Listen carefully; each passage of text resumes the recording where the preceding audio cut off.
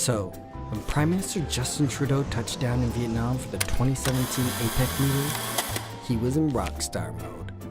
Owning the red carpet, rubbing elbows with world leaders, chilling out with the residents at the local coffee shop. Hello everyone, thank you all for being here. PM Trudeau was also set to meet in Vietnam with 10 other leaders to finalize the new Trans-Pacific Partnership, or TPP for short, a big trade deal involving several Pacific Rim economies. But when the leaders and their trade ministers gathered, one country was missing. Canada? Hello? Where are you? The backlash was immediate, with international media outlets labeling Canada a saboteur of the agreement. Prime Minister Trudeau and his international trade minister were quick to respond on the Twitterverse, but their partners were confused. While some in Canada saw what went down in Vietnam as a disastrous PR fiasco, others viewed it as the Canadian government taking advantage of an opportunity to assert its new progressive trade agenda in Asia. So, PR mistake or political maneuver? Which was it? In this episode of Gateway, we are resurrecting the TPP, learning just what the TPP is, how it's evolved, and what that all means for Canada. At its simplest, the TPP is a regional free trade agreement, or FTA. Now, when we say free trade, those words shouldn't be taken literally. What we're really meaning here is the reduction of barriers to make it easier for goods, services, capital, and people to move across borders. Now, what makes the TPP unique is that it was billed as an agreement for the 21st century. It's an agreement that reflects the way in which commerce is done today as compared to more traditional agreements. That's Don Campbell, one of APF Canada's distinguished fellows, a former Deputy Minister of Foreign Affairs and one of Canada's architects of the original NAFTA. Suffice to say, Don knows what he's talking about when it comes to the TPP.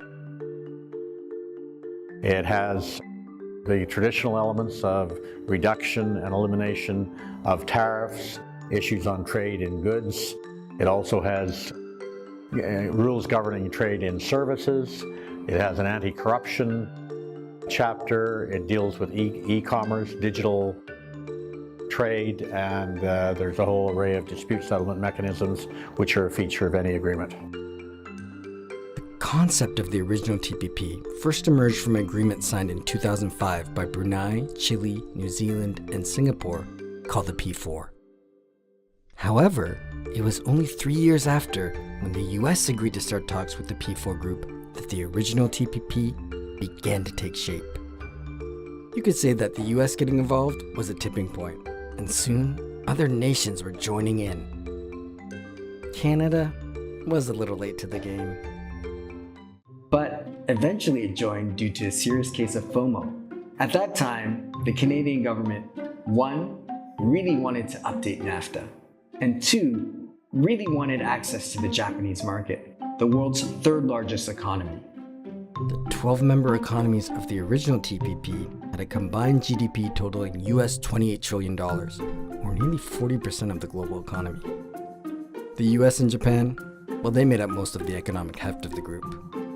This is important because for the trade pact to enter force, or basically become a reality, it required 6 members with a combined total of 85% of the group's GDP to ratify the agreement. All right, we're going to sign 3 memorandums right now. The first one is withdrawal from the United States from the Trans-Pacific Partnership.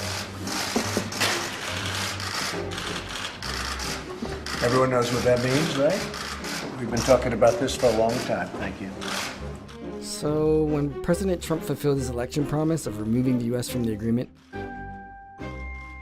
it effectively killed this iteration of the TPP.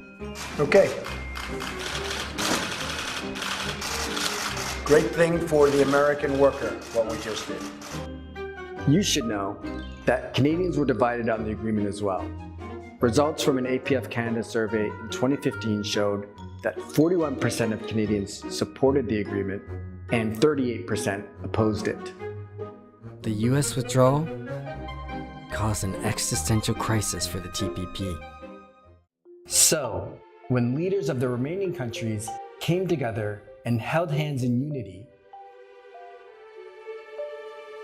in the figurative sense, they breathed life back into the agreement. This reincarnated version of the TPP came with a new spiffy name. They called it the Comprehensive and Progressive Trans-Pacific Partnership, or CPTPP. And although no politician in Ottawa would admit it publicly, the demise of the TPP may have been a good thing. Why? With America's departure, Canada as one of the CPTPP members gains the most economically due to the diversion of trade away from our neighbors from the south. Also, the Redux Trade Pact gave Ottawa an opportunity to both ease some of the fears that the Canadian public had surrounding the original agreement, but also insert its new progressive trade agenda into the deal. And what is it that makes it progressive? Well, there are various elements. I don't think anybody has ever fully defined a progressive agreement, but the idea is that it would be more inclusive than so-called traditional agreements, that it would deal with the concerns of the middle class. That's Hugh Stevens, another APF Canada Distinguished Fellow. Hugh has worked as both a Canadian diplomat in Asia and as a Senior Vice President of Time Warner in Asia. Let's just say he has a lot of street cred when it comes to trade issues. Labor and environment are important parts of the progressive agenda, but other areas have been added in, it would seem, gender equality, Indigenous rights, even governance. So it's a bit of a loose definition, and frankly, I think some of Canada's trading partners are a little bit puzzled as to exactly what it means. That brings us back to the Vietnam incident, where Canada's last-minute no-show actually ended up working in our favor. In the final text, the CPTPP not only suspends some of the more sensitive provisions, such as related to investor-state dispute settlement and intellectual property rights, but also has a new preamble that recognizes environmental protection, gender equality, and labor and Indigenous rights, all aspects of our Prime Minister's progressive trade agenda. As for PM Trudeau, it looks like he was able to get what he wanted, and he announced the conclusion of the deal at the World Economic Forum in Davos.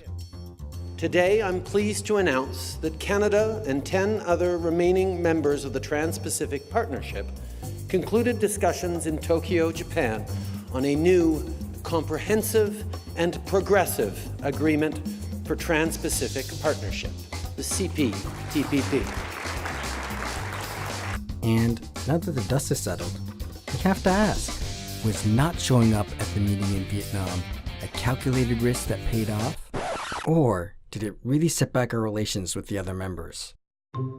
While Japan seemed confused, Australia threatened to boycott Canada's admission to the East Asia Summit, an important regional forum we've been trying to join for over a decade. In the end, that all seems to have just been some posturing. It's clear that the CPTPP is a big thing for Canada. And now that it's signed, it will take 6 members to ratify the agreement in order to bring it into force. And despite all the drama in Vietnam, CPTPP is happening. Canadians need to know what that means for Canada and how it will impact us all. Don sums this up really well. Well, I think that the agreement has been I think it's a very important moment in Canada's role internationally. It's an affirmation that Canada recognizes the Asia region as an important part of our economic and our social well-being, and our participation in it does that. And I think the effects of the agreement are much broader than the agreement itself. The awareness that we are a full participant with a significant number of countries in the Asia Pacific, I think, will signal well and rebound in terms of the way Canadians look at the world. Thanks for watching our video on Resurrecting the TPP.